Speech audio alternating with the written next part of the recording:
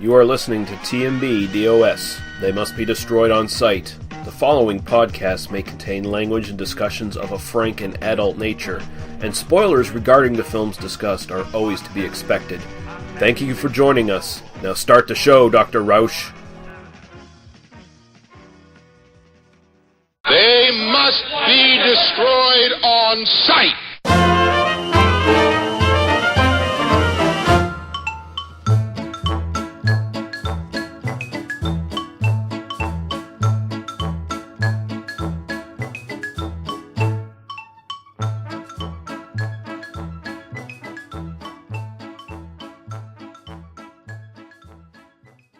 Okay, welcome. We're back. They Must Be Destroyed on Sight, episode 128. And I'm your host, Lee.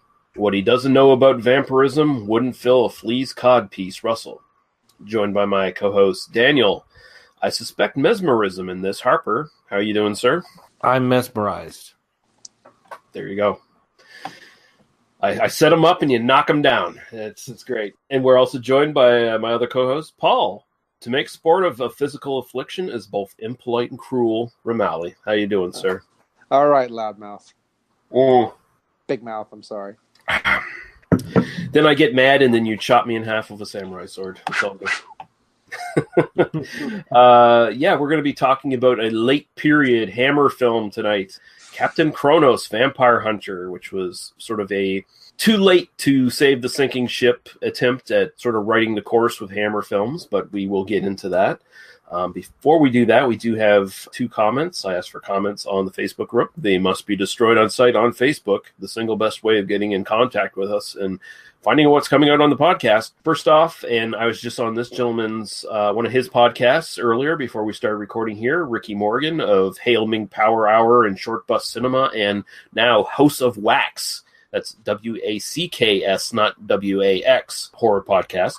And he says, I absolutely love this movie. I remember dodging it for years in my teens because it was set in a time period that I was not into at the time. But after revisiting it, it has become a favorite. This is prime material that could be made into a great remake if handled correctly, and I can't believe that it hasn't been remade. I guess you kind of can say that it has been because of all the Abraham Lincoln versus vampires and all these ideas obviously come from this concept. The movie is a ton of fun, some pretty great effects for the time, and just feels like a long-lost friend. Highly recommended. Yeah, and I pretty much agree with that. I think this movie does have like a lot of influence on like how the sort of vampire genre would sort of mutate outwards in certain degrees. I kind of think that the people who did vampire the anime Vampire Hunter D. Yeah. I think this is really takes a lot from this one. Other comment, Jeff Williams, one of our Facebook group members, comments quite a bit, says, really like that writer-director Brian Clemens had the balls to eschew the standard fog-shrouded nighttime aesthetic for a mostly daytime or brightly lit look, as well as his choice of changing up the vampire mythology.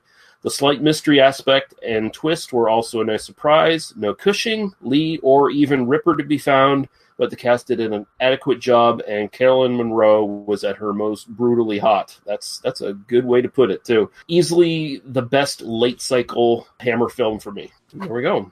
Yes, and I would love to find her in the stocks, just randomly. That'd be great. maybe without the tomatoes and eggs in her hair. Well, free food. I mean, it's a free meal. So. Yeah. Tomatoes, eggs, and Caroline Munro. Now that's a breakfast. Make her into a burrito. So that's like dinner and a show right there. That's an omelet you can make all day. Yeah. So we'll take a really quick break and we'll come back and talk about Captain Kronos, Vampire Hunter. You ungodly warlock. Howdy, folks. You like blood, violence, freaks and nature? You come to the right place. My name is Gary, and I'm your guide to the Cinema Beef Podcast. Every episode, we not only deliver film reviews, we also dismantle some of your favorite and most hated films. Sometimes for the better, and sometimes for the worse. Hey, you shut your face! If we want to hear you talk, I will shove my arm up your ass and work your mouth like a puppet. Alright, calm down. Every show I hope to have a new co-host, podcasters and listeners alike. That's right, I'm talking to you people. I take all comers. You're sluts. That's not very nice. The only rules, well, let's ask the best cooler in the business. All you have to do is follow 3 simple rules. 1, never underestimate your opponent. Expect the unexpected. 2, take it outside. Never start anything inside the bar unless it's absolutely necessary. And 3, be nice. So join the insanity and please vent your frustrations. I'm available on TalkShoe, iTunes, and Stitcher Smart Radio. And remember, here at the Cinema Beef Podcast, if you got beef, I've got the grinder.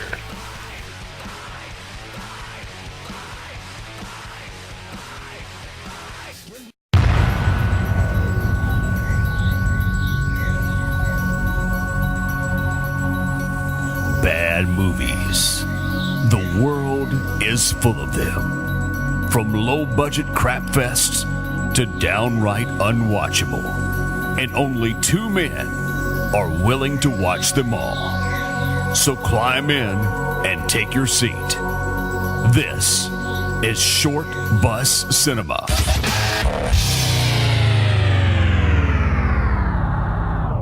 Let's do it. Hey everyone, this is Johnny Krug from Kruger Nation. And this is Rick Morgan from the Helming Power Hour. And we have decided to team up and take you where no one has gone before. We're on a quest to find the world's worst movie, and we're doing it on the bus. Driving through cult classics in every genre to find the holy grail of bad movies. So if you're looking for something different and more fun than you can stand, then climb on in. Short Bus Cinema is a proud member of Legion Podcasts. That's right, yo! Short Bus Cinema. We love to watch the movies you hate.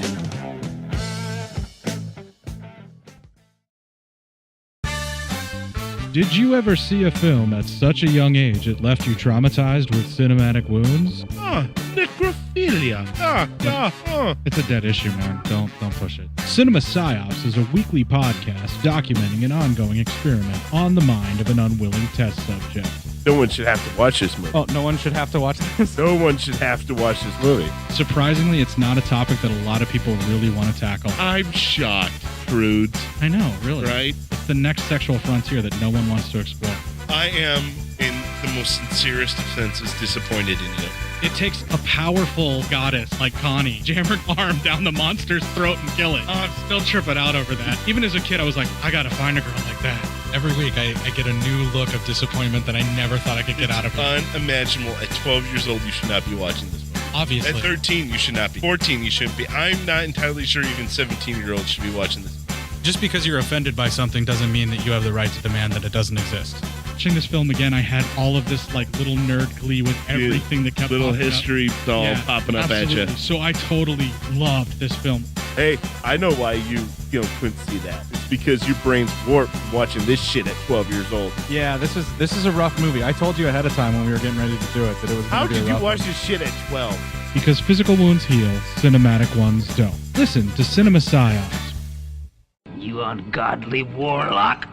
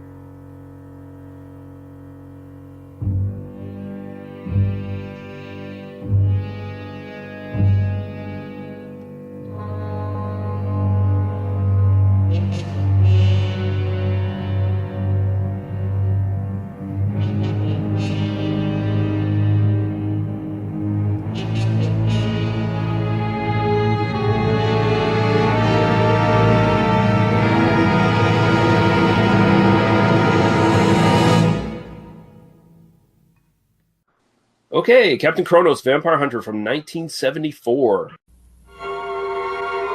In the 18th century in Central Europe, a black terror swept across the face of the land. The curse of vampirism, which had been a half-forgotten memory for hundreds of years, returned with a fury that struck unholy fear into the hearts of every man, woman, and child. One man dared to make a stand against this evil epidemic. One man dared to hurl a challenge of cold steel against the terror of the undead. He was Captain Kronos, Vampire Hunter.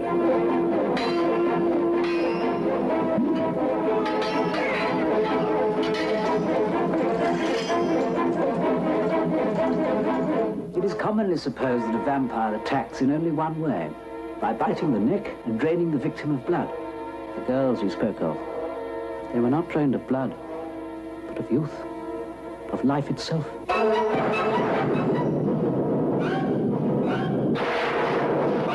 You see? He's been bitten on the mouth.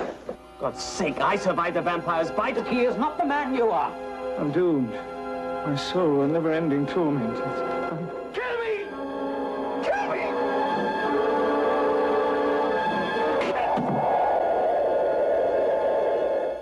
Her life will be yours. Yours. Her youth will pulse through your veins, my darling. Replenishing, restoring. Take her.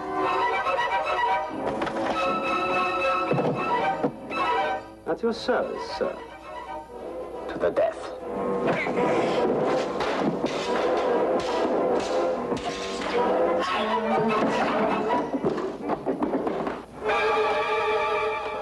Yes, you bleed, my lord.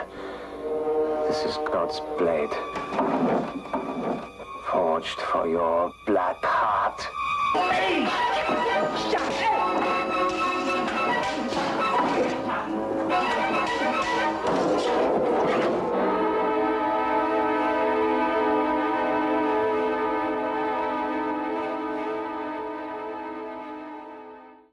Written and directed by Brian Clemens, who is probably best known for his TV work. He worked on as either a writer, producer of Danger Man, The Avengers, The New Avengers, but he also had some hands in The Golden Voyage of Sinbad and the less good Highlander II, The Quickening. He had something to do with that. That's not something I would admit to, but there you go. It is starring Horst Janssen as Captain Kronos, John Carter as Professor Hieronymus Grost, Caroline Munro, fucking beautiful in this film, as Carla, the always dependable Hammer actor John Carson as Dr. Marcus, Shane Bryant as Paul Durwood, Lois Dane, who I'm quite fond of, as Sarah Durwood, and Wanda Vintham as Lady Durwood. Durwood, I don't know. It's probably one of those weird... Durwood Bumstead. We're just lacking a giant sandwich. Yeah, exactly. But yeah, I'll go right to a real quick synopsis here that I pulled from IMDb. Vampire hunter and expert swordsman Kronos finds himself in a small village where several of the local young women have been found in an advanced state of age, their youth drained from them by a vampire's kiss. Kronos' search leads him to the Durwood estate, where he is met by the effete children of the apparently aged and sick Lady Durwood. Written by Doug Cederberg. And that's pretty good. Doug kind of captured the basic structure of this, but we'll move on and see what we think. So I'll go to you, Paul, because this is one you two did watch for a previous episode that was not covering this movie. Yeah. So when's the first time you watched this, and what's your sort of thoughts on this? I watched this a long time ago with my parents when I was a kid. They played it on the TV. It was literally with the commercials, so I know it was on TV then. But yeah, and then I got it on VHS later, and then now on DVD. But it's one of the ones that I wouldn't say always liked. I kind of came and went with it. It was one of those ones I had to acquire a taste for because it wasn't your traditional one. It wasn't a traditional Dracula film. So, with that. But I always loved Hammer horror. It always reminded me in a slight way of the Fearless Vampire Killers a little bit, but different. But that same kind of vibe, which I was a big Fearless Vampire Killers fan. Sharon Tate, hot. Caroline Munro, hot. It works. Yeah, It was one of those ones that I grew up watching for quite a long time. Right on. But what are your sort of general thoughts on this one, though? I like it a lot because it's very mysterious. It brings a lot of folklore and it brings a lot of different nuances to the film. It doesn't feel like your standard Hammer horror Dracula film. I think that's what obviously they were going for. And I love the toads in the box. You bury the toad vampire. I like that. That little crap is just so cool to me. Yeah. That definitely works. How about you, Daniel? Same questions. The first time I saw this was this afternoon, actually. I watched the version that was, this is available, officially sanctioned on YouTube right now from the official Hammer Horror channel, so you can go check it out, and I would recommend it. I like that this was not a traditional horror film. Not that I am minding watching them, but, I'm not the hugest fan of the genre. But I really loved the kind of this is just a fun movie.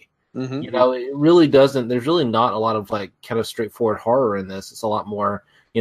There's some humor. There's swashbuckling action. There's a little bit of romance. There's it's kind of a mix of genres, and I really it was really refreshing. Even just kind of glancing through it to make sure that I had the right movie. I was kind of like, oh, this looks very different from a lot of the other stuff we watch, and I really like the print here. I don't know what the old VHS copies or the versions that you've been growing up watching might have looked like, but the version that I watched today looks pretty phenomenal, and it has a really kind of modern feel to it in a lot of ways. In terms of its structure, in terms of the way it is kind of winking at the audience a bit, and it's sort of paced to a degree that you're rarely waiting around for something to happen. It's also just got some fun little character bits, and overall, I think it's a really enjoyable film. There's some stuff that didn't hit me is quite as nice as some of the other parts, but we can kind of get into that here in a minute, I think. But overall, it's a strong recommend for me. I liked it a lot. Right on. Yeah, I first saw this probably about 10 years ago, something like that. Just recently bought the DVD, and as you said, it is on Hammer's official YouTube channel. I can't ever remember this looking bad on all those different versions I've seen.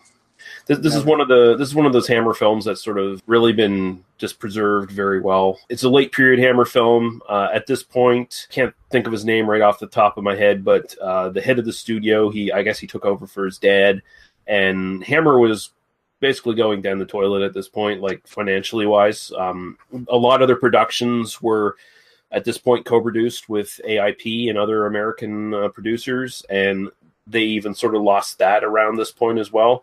So the money wasn't there, and people weren't coming to see their stuff because everyone was sort of doing more modern horror at this point. Like when you have stuff like The Omen and The Exorcist and stuff like that in the theaters, and then Hammer tries to make a really cheapo version of one of those films, and it just fails miserably.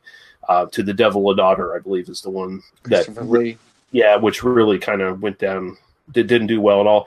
So they were looking for a new direction with this stuff, and so they tasked the director Clemens to do that here. And apparently there was some, fights behind the scenes from the studio head, because this film, when he came to visit, the film was not being done professional enough for his standards. Apparently people were actually having fun and enjoying themselves making this film instead of doing everything by the book, by the sort of Hammer book, I guess, But they're trying to make something for kids here instead of having a hero that is, as much as we all love Peter Cushing here, they were trying to, let's not have the old guy come in and save the day at the end of things. Let's have an actual youthful, interesting hero. And Horst Jensen here, really attractive guy, young, kind of hip, he's this sort of he's got a John Denver kind of look. Yeah, he's this irreverent guy. He's smoking the Chinese herb, wink wink, at one point in this film. He doesn't have respect for authority at all. So that would be very attractive for a youthful audience, you would hope. And he gets to shack up with Caroline Munro. Yeah, she throws herself at him. That's the fun part of that. She just shows up. She takes off her dress. It's all very artfully in shadows, and suddenly the next thing you know, they're just boning. They even get a little rough now and again too. Yeah, no, it's great. Yeah, he either bites her on the lip or slaps her around a little while. Yeah. I was always wondering at first until I watched it. I was like, "What the hell is it? What's on her lip? What is going? Oh shit! Oh yeah. Yeah, and I was kind of thinking, like, you see her a little bit silhouetted in the shadows when they go to Boff in the barn, and I was thinking, that's a close second to Claudia Cardinelli from the Queens there for me. Yeah, no, it's right up there. It was definitely a moment in cinema history for my 2018 viewing of great nude silhouettes. It's like, well, you know, Claudia Cardinelli, you're always going to be my number one, but you know, this is right there with it. Yeah, and this is like, even though she's not given a lot to do, like Caroline Munro this is probably like the first meaty role she was given. Like this is her, I believe this is her second Hammer appearance after Dracula 1972 AD or whatever, where she's just a victim in that, or really hot victim, but just a victim. Here she actually gets to do stuff. You know, she makes the choice to save Kronos, like she's this gypsy girl or something that's saved by Kronos, and she's in the stockade. Apparently she said on the commentary that they literally actually like threw eggs and tomatoes at her to get the effect down. So there you go. That's a dedication to craft right there. It would look weird if they just placed a tomato on her head. Yeah, it would look a little weird. There you go. But yeah, and she decides to stick with Kronos, and at one point, someone makes some sort of comment. He's like, "I'm not his slave. I've chosen to be here." You know, he says, "Who is your master?" And he said, "He's not my master." Yeah. So that's fairly early on too. That's even before the barn bone scene. So that's right. That's right when they get there already. Yeah.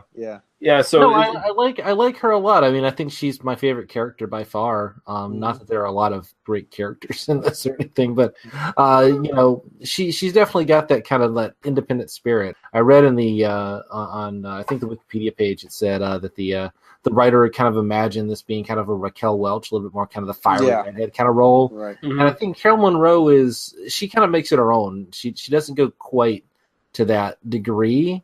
You can definitely imagine a kind of Raquel Welch or an Anne Margaret or someone, kind of really like selling up the more, kind of rambunctious qualities in the character. Right. But Caroline Munro plays it a little bit more restrained and a little bit more realistic. And I think it grounds the film in a way, because, I mean, we really are looking at this ultimately very silly film about like this, like, I mean, you can almost see this as like a Don Quixote kind of film, right? Where, despite the fact that the vampires are ostensibly real, these are almost, kind of romantic fiction kind of like archetypes that, they're kind of disconnected from the reality of kind of anything. That's kind of the fun of them. I think what Caroline Munro really does here in her acting choices and in terms of the way she's written is she gives them kind of a person to play off of who's kind of on their side and with them, and isn't one of the like villagers or whatever, but is also not really hasn't really drunk all the Kool-Aid yet, Yeah, and she has this she sort of plays it like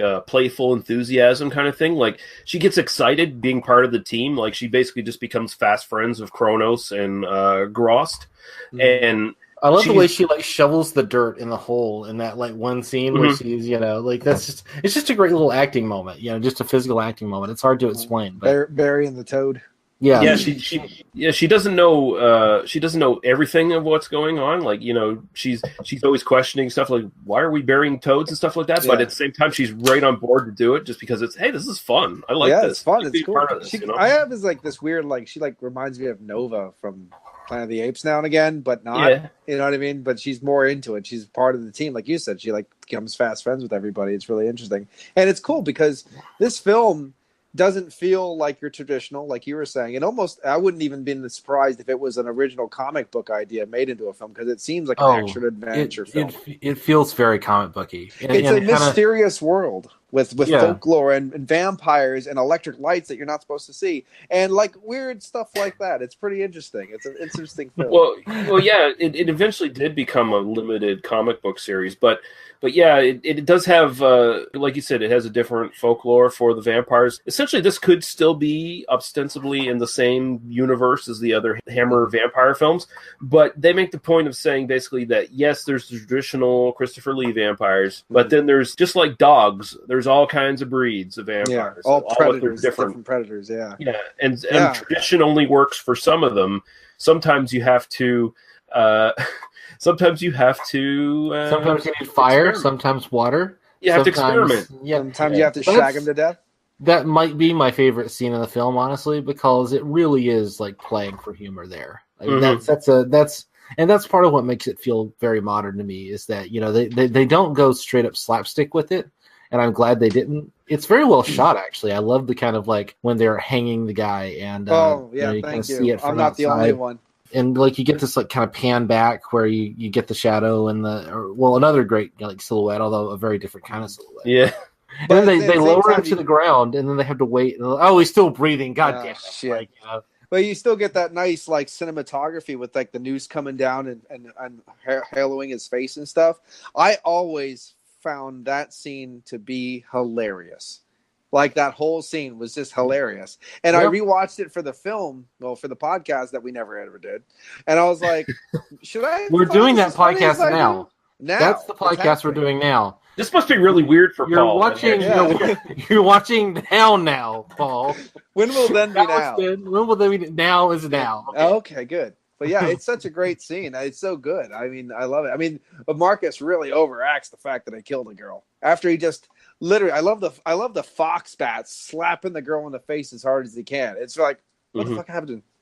That was the whole film's pretty damn fucking fun. It's a fun film. That's actually a big evolution for Hammer vampire films right there, where the quote unquote vampire bat, like you said, the fox bat, basically that gets that poor girl. At least it looks like a real bat. And they had when they were going through the graveyard, and I believe it was his daughter, the Count's daughter, was you see the vampire, the fruit bat, the fox bat on the cross there too. And it was like, wow, they're not using backs on strings. That's amazing. There's a lot of improvements here on sort of Hammer formula. Like they just do things a lot different. Like our comment Jeff Williams left about how everything's basically during the daytime. Like all the stuff happens during the day. The vampires are out walking around during the day doing this. The cinematography, like you guys said, is great in this film. Like I think this is actually probably one of the best shot Hammer films, especially considering, of course, most Hammer films were shot on sets, sound stages and stuff, right? For the most part.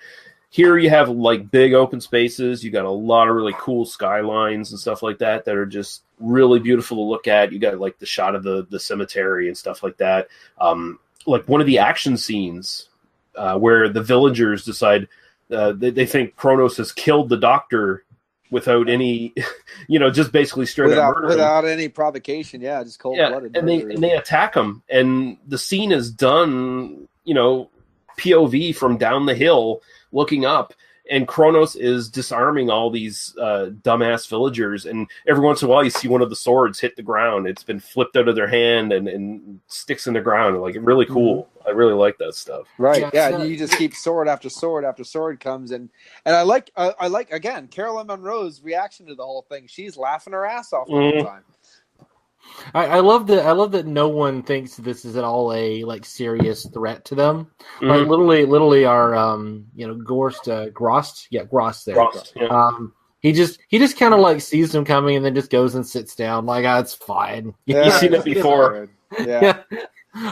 Is this the bit where the villagers get mad at you for some reason? Okay. That's never happened before. You kind of get the feeling that Kronos there has been like sleeping his way through these towns, and maybe they've gotten a few villagers mad before. There's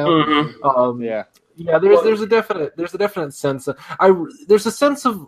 even though this is the first and only film of this, I would love to see more of these. Like if we had like.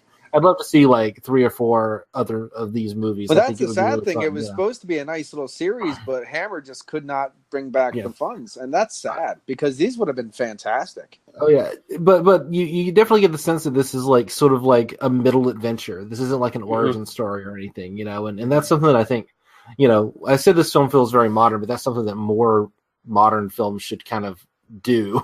It's just sort of like not have to feel like they have to give us an origin story for like, and this is how Kronos met Grost, and I do wish that Caroline Munro had gone with them at the end. That's one of the that sucks.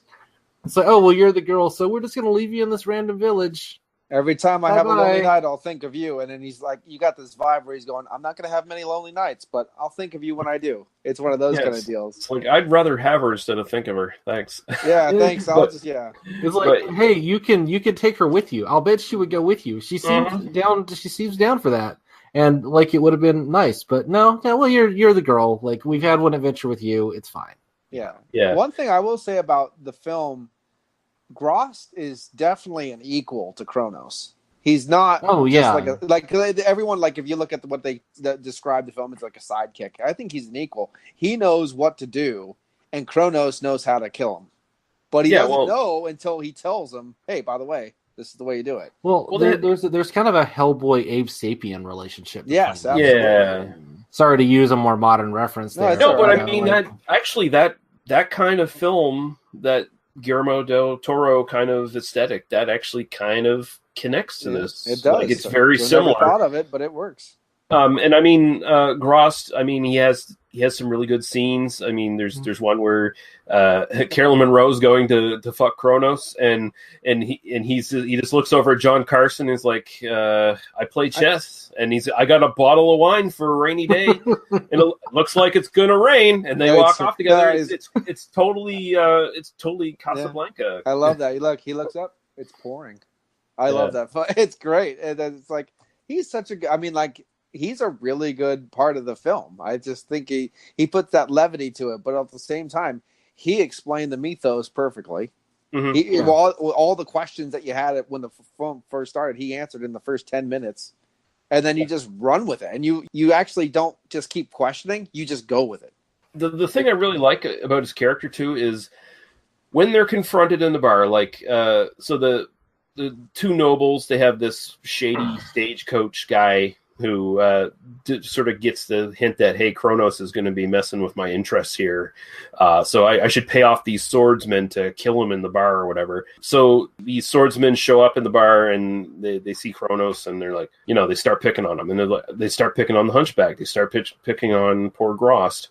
And the interesting thing is here is, you get that he sees himself as sort of like Kronos's equal, like they're a team, because this seems like the first time he's ever been hurt by being called a hunchback, like having people actually treat him like shit.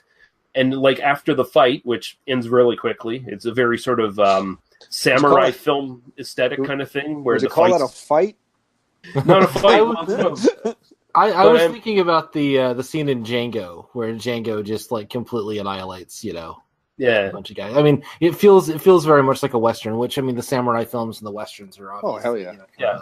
But then, Gross is like, he's sort of down on himself. They were treating me like shit. They were calling me hunchback and stuff like that. And Kronos is like, he just says, hey, God gave you that body, whatever. And it's like, just basically cheer up. You're cool with me, so fuck those people, basically. No, it's great. The one thing I will say, I really hated that hunchback makeup. It just it didn't look very great, did it? It just kind of looked like shit, and it just drew my attention. Like the rest of the movie is so good that it just sort of, I almost wish they had, because it really is like, oh, they just took a guy and then put like this giant wad of clothes on his back, and then he's not really performing the hunchback. I was just about to say, did you notice that he's standing erect most of the film? Yeah, no. Then again, if Caroline Munro was around, I'd probably be standing erect. Yeah. Whackity schmackity doo. It's a fine performance, but it is kind of like you kind of you don't need it. You could have given him some other like quality, or you could have made it a little bit less sort of comedy. Kind of. It's just like really unnerving to see, that kind of giant. I'm sorry, very is that fake. You have Mount Fuji on your back right now? What is going on? I kept expecting him to reveal that, like in reality, he was just like storing food there or something. That's where I keep my liquor cabinet. Yeah, he pulls like an orange out for Caroline Munro or something like that. This is where I keep my condoms. That's where I keep Kronos' condoms. I can imagine though, like Gross there probably gets plenty of action of his own. He's hanging around Kronos. He's kind of doing the badass vampire hunter thing. It's like, I threw him that sword at the end. He was a goner without me. Yeah. Well, and that, I mean, like, he made a fucking sword.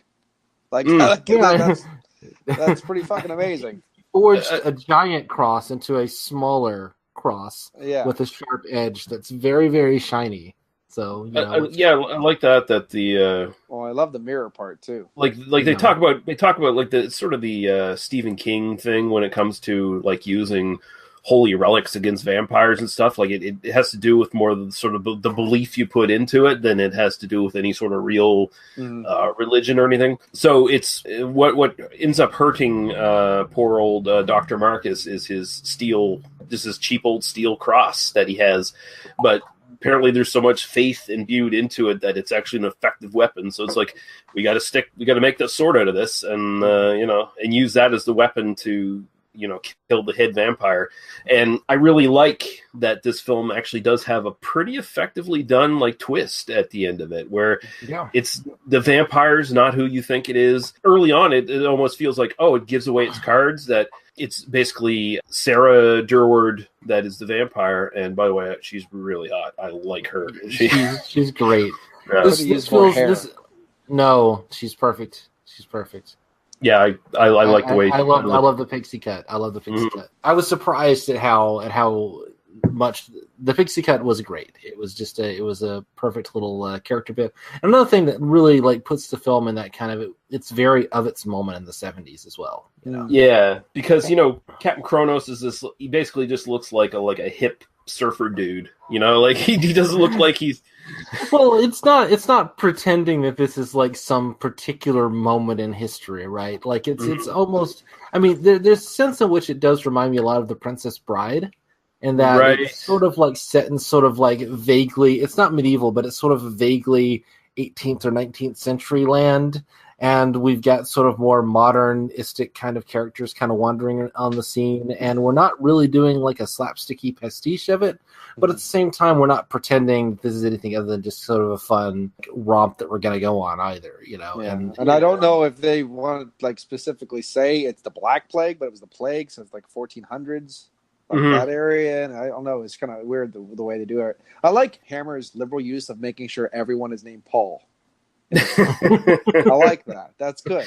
Makes me feel good. Yeah, that's you get yourself a little bit of a holdover from the traditional Hammer vampire films, but in this case, the Paul is he's a good guy, but he's an aristocratic. The weirdest, he was a little bit of a brat, but at the same time, he was always nice to Marcus to a certain extent. My thing was when I watched it, and I still kind of like question it. Did he know? Or didn't he know? Like, I think. Well, might as well just reveal the twist here. So spoilers for anyone listening. Essentially, what it is the two sort of aristocratic Durward kids, who you suspect are the vampires all along, are actually caring for their enfeebled mother, who is not as enfeebled as the movie lets you believe. She's actually wearing a mask, and I'm glad that they revealed it's a mask, so that way, because it kind of looks a little crappy, so it's like, okay, we can get over it. And it turns out that Lady Durward, by the way, Ingrid Pitt was originally given the opportunity to take that role, and you can kind of see the way she's dressed and everything. Like, looks like Ingrid Pitt should have been in there. But she's actually she actually turns out to be a vampire who has sort of revitalized herself over a period of 7 years, she claims, and she's also looking to bring back her dead husband. I do like the fact that this definitely says out loud without saying it, I am not a traditional vampire. I use black magic to become a vampire. Yeah. And I use black magic to bring your father back from the grave. And then I'm going to give this gift to you too. Because I'm a Castile. And that just automatically, like, I'm a Castile. So we're witches and all this shit. I was like, this is a great fucking film that has all this, like, unspoken, like, mystique to it. It's great. So are the kids not killing people at all then? Are they not vampires? Okay. Because I assume they are constantly, like, they're not idiots, so I'm assuming they're constantly being mesmerized by their mother to forget, because there's this great scene, it's the reveal at the end, where finally Kronos and his crew are coming to the Durward estate to confront the vampire. Basically, Lady Durward mesmerizes her kids because they discover, oh shit, Mom's a vampire and she's bringing Dad back. And then, before that, she mesmerized Caroline Munro, who's the bait, to basically distract them so Kronos and Gross can break in. And then everyone's mesmerized around them. Kronos uses the blade to reflect her mesmerism back to her, which mesmerizes her. Mm-hmm. And then Kronos and the Lord Durward, Hagen. They have a sword fight. They have this awesome sword fight around all these people standing still, mesmerized. Which I love the fact cool. that she's like spread her arms out too. She's not just like standing there like she's like in this like pageant play kind of position. And when they're fighting around it, Hagen is fighting around his daughter, and he's constantly batting the sword away from his daughter so the daughter doesn't get hurt. Kronos is just doing all that stuff. It's absolutely great. Yeah.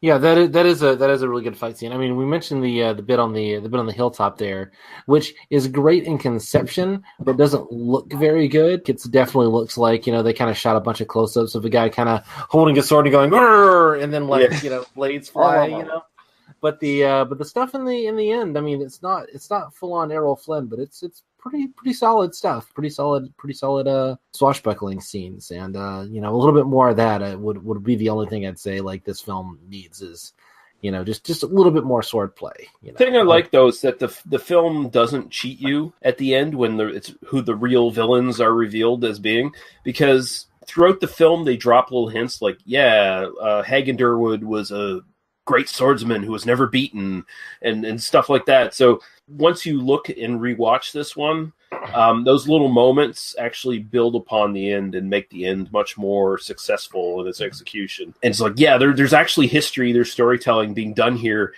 You just didn't know it at the time. And then when it finally comes to full reveal, it's like, really, honestly, for a Hammer film, and I'm not trying to disparage Hammer films at all, but a lot of these Hammer films were not constructed this well script wise. This one actually is really fucking good. Yeah, no, I mean I think it's got one of the strongest scripts of a film of this kind that I've seen in a long time. In terms of a lot of times with these films, either kind of the ending just kind of feels a little perfunctory, or you kind of spend a lot of time, basically just treading water until you get to the stuff that you care about. Here, you really don't. There's a little bit of that. I'm not going to say it's perfect in that regard. There's a little bit of stuff that I feel like, do we really need? Like a couple of the kills early on, I'm kind of we kind of got what's going on already. Like I don't necessarily need this. I mean, it sells the world, it sells the kind of situation, but I totally missed out on saying the one guy gave his right arm for his family. Oh, Jesus. That's a good moment. That's a good one. But we'll both look like death in the morning. Lady Durward, or perhaps even Hagen Durward, depending on who's doing what killing when, they wipe out like one or two families in the town, and totally wipe them out throughout the progression of the movie. And so there is, deeply seated horror stuff here below the surface. But for the most part, it's just a really stellar script, and the ending definitely works better than a lot of the endings of the Christopher Lee Hammer Dracula films, because a lot of the times, as great as a lot of those films are, they destroy Dracula like quick. Like it's 2 minutes and it's done. Well, what was the one? He just literally ran across the table, pulled down the thing, and it was over. Yeah, he ran. And he just got the fucking sunlight boom done. It's a little bit of a. Now I won't say that the Madam's killing wasn't the most spectacular. More, he did that sword play. She wasn't a giant mythical violent beast. That she was a sorceress. She uses mysticism. You know what I mean? Once he beats the husband, then it's not going to take too long for him to take care. She's not a fighter. She's just Although I love when he uses just a regular sword against Hagen. He stabs him and it goes right through him. Doesn't affect him at all. And I like that, because then you get that little bit of a feudalism. That guy, you can't kill me, Kronos. And it's like, oh wait, here's your sword back. Oh, you can't hurt me, Kronos. Yeah. The one thing that would really kind of push that scene over the edge is if Kronos had found some other, there happened to be another metal cross there or something. He had managed to sort of, he didn't just literally, Gross just throws the sword to him and then he just stabs him right then. It would be nice if you've been disarmed, but hey, you found another way to do this.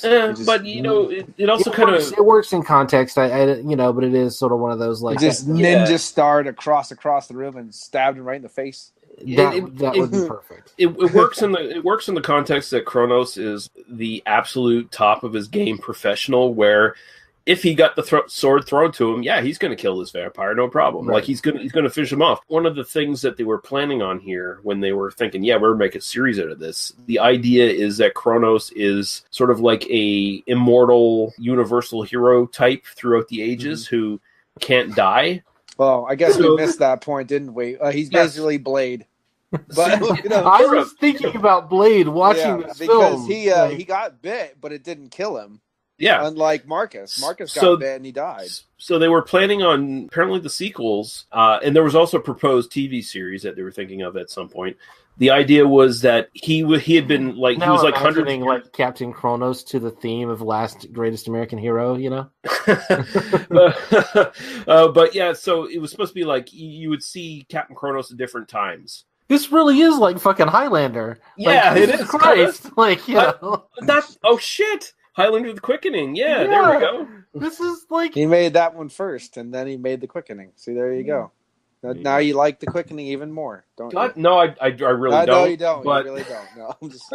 But that makes sense. Like, if that sort of idea was sort of going in the back of his head, is like, yeah, okay, I could... And he is son of kings. He says, get them off before they turn blue. On a very aristocratic line. Yeah, there's some weird stuff there, like where he's got Caroline Munro like putting leeches on his back and stuff, and yeah, but yeah, I don't know. Anything else you guys have to say about this film? Or now I really wish we'd seen more. I mean, I want to see more of them now just to get into the lore. Like it is kind of there is rumors of remakes, but I think it's stalled around. I don't think it should be remade. I wish that there were like. I just don't think they would. Yeah, I don't think they would do a good remake. But I'm a bitter old man. But I just don't think they would remake this film correctly. What if Hammer did it though? Because Hammer's still making movies. Look at Highlander: The Quickening. Just think about that for a second. Well, we shouldn't do a remake. Highlander was always better in concept and execution until they got to the TV series, in which they finally like cracked the code of that. But Adrian Paul, that was the answer. It wasn't Christopher Lambert. It was Adrian Paul all the time. It was really just like a great concept with bad writing. Was kind of, those films were always like, oh yeah, I love the idea, and then you sit down and watch and like, yeah, this is kind of was always crap. So but it's got Queen music, so that's what. That makes it better. It need Queen music. Yeah. Well, see, the score is very good. I do really like the score. Yeah, the Laurie Johnson score. He's actually the business partner of the director Brian Clemens, and they had worked together on the Avengers TV series. So they did do like a lot of stuff together. Well, on Daniel's part, she was almost a killer queen. Yeah, she was just a lordess. Close. And a fat bottom girl as well. If we can go there, it makes my rock and roll go round. Yeah, she just had to break free from that stockade. Yeah, those are like the 5 Queen songs I know. I can't do. I actually had the chance of meeting Caroline Munro back in 2006. Nice, and it was nice to meet her. And I definitely was like, I'll still have sex with you. That's not a problem, right there. did you tell her that? Because I feel like you should not. It was more of just gawking awkwardly in a weird way. Yeah, which she's probably very used to. It's like, come on, Grandma, let's rock and roll. But it was good. It's nice. This film is it has a nice vibe. It has a classiness to it that doesn't go old. Unlike her later work, where she had to basically get hired to class up Maniac. Because that's the only reason she got hired. It's like when Barbara Steele was in Piranha, that was just the class. Class meets ass. That was the whole deal. So this one actually she fits really well with it. And I like that. She could have got used a little bit more, like what Daniel says and stuff. But I think she did a really good job with this film for sure. Yep, totally agree. Yeah, I'm really glad I met Judith Ridley before I watched There's Always Vanilla, because I would have been just staring at her tits the whole time. I was like, oh, that would have been awkward. This film was actually filmed in 1972, but wasn't released till 1974. So they kind of shot themselves in their foot with this stuff. Like, so if it would have got released earlier, it probably would have. Well, maybe. Who's to really say? But I mean, honestly, it sounds like a lot of Hammer's problems were actually at the top of the studio level than it was anything else. Like the decision makers were making the wrong decisions, because obviously the talent involved in this. Like it's mostly like a lot of new talent, and then you got a couple of like classic Hammer guys in this, but for the most part, it's a totally different kind of Hammer movie. And if they could have kept building on that, probably would have been interesting to see where they went. But I mean, budget for this was $160,000, and it didn't do well at the box office. So you can imagine what their returns must have been. Pretty fucking low. Was it just the wrong time for it? Maybe people were done watching it. It was too late. It's honestly probably, like we said, like one of their best made and best looking films. Yeah, the whole British film industry was like kind of bottoming out at this point. It's interesting. I know we're trying to wrap up early here, but this kind of prefigures Star Wars in a way.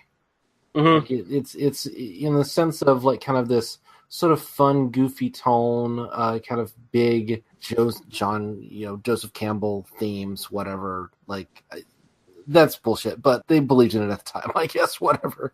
But the kind of the cereal box for kids, but some kind of made for adults at the same time. It isn't kind of playing with the same kind of genre, but it's definitely kind of doing this. It's kind of trying to reach for the same kind of audience, and it's just not quite.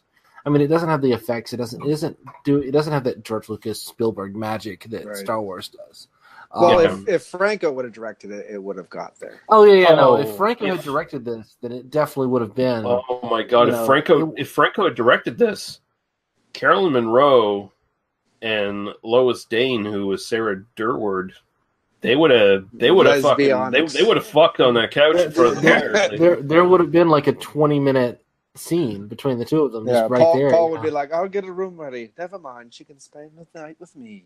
Yeah, that's where, when I first watched this movie years ago, that's where I thought it was going.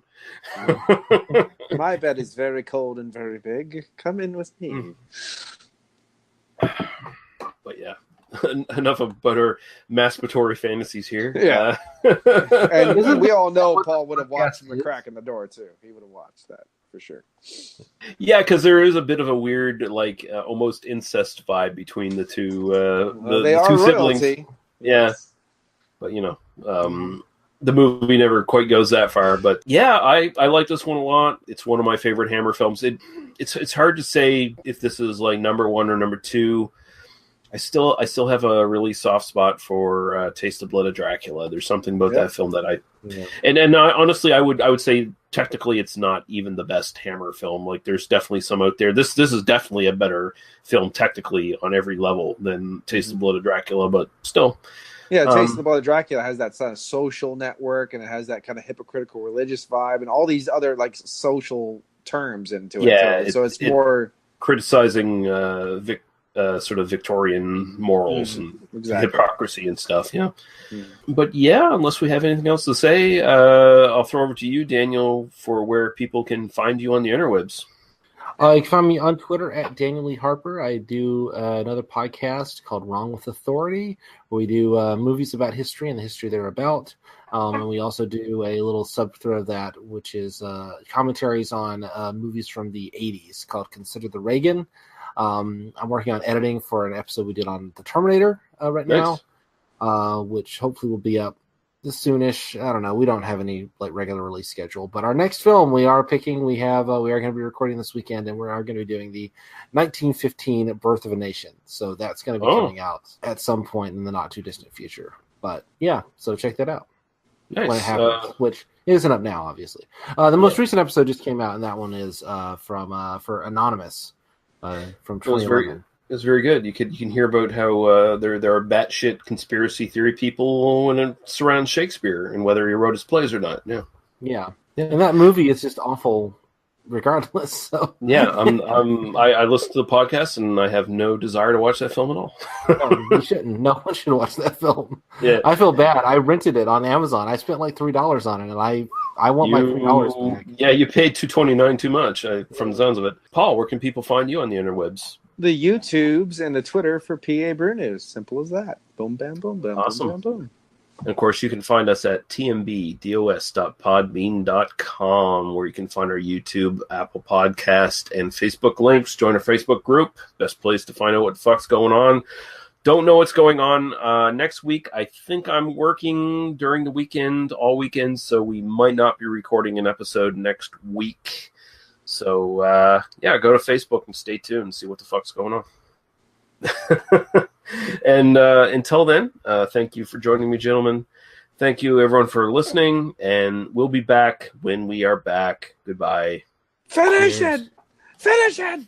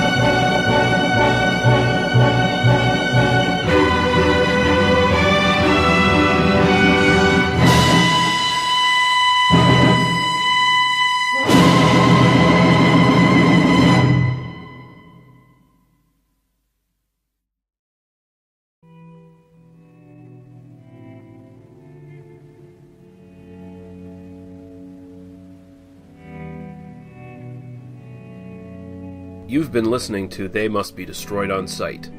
For other episodes, our Apple Podcast, YouTube, and Facebook group links, as well as podcasts and websites of similar interest, please visit us at tmbdos.podbean.com. Thank you. Drive through.